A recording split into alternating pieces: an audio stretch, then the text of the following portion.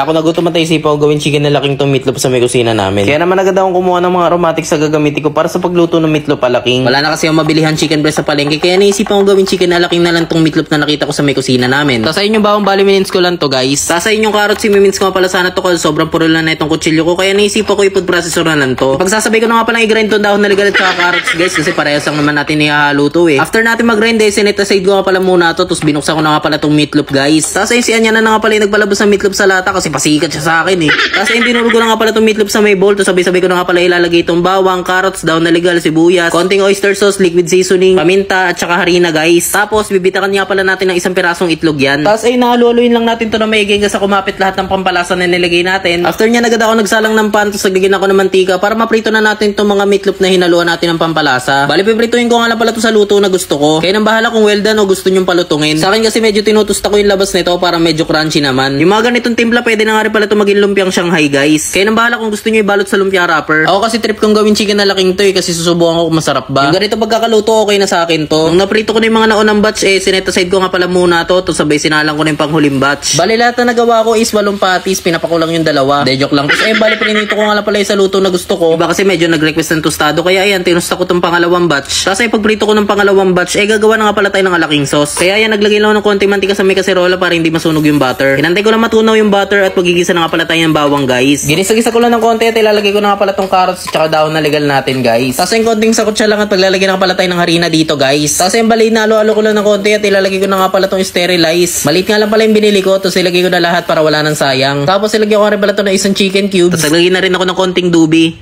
parsley. Ilagay ko rin pala to ng tubig guys. Hindi ko na lang napakita sa video kaya nabahala kung gaano kaalat yung gusto nyo. Medyo pinalapot ko lang yan guys hanggang sa maging ganito na itsura. So ayun bali mag-plating na nga pala tayo. Nilagay ko na nga pala yung prinito nating meatloaf dyan at binuhusan ko na nga pala ng alaking sauce guys. Ganun lang kadaling gumawa ng meatloaf alaking. Subukan nyo rin to guys. Grabe sobrang sarap din talaga na ito. Syempre ano pa bang best friend yan? Di bahaw na kanin. Kaya ayan agad akong sumandok ng red rice guys. Grabe talaga sobrang bisa na ito. Tara food trip tayo. So guys ito na nga pala yung niluto natin na meatloaf alaking. Ngayon tignan mo naman. Parang chicken alaking talaga diba? O tikman natin kung masarap pa talaga itong ginawa ko meatloaf alaking guys.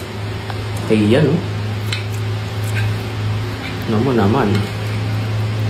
Pang-budget meal talaga. Ayun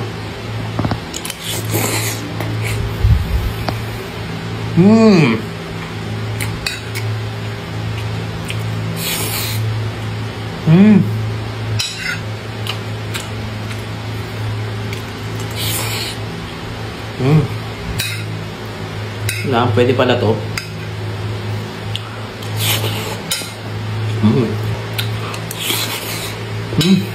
Palalo. Yun lang, galing ako daling gumawa ng meatloaf alaking.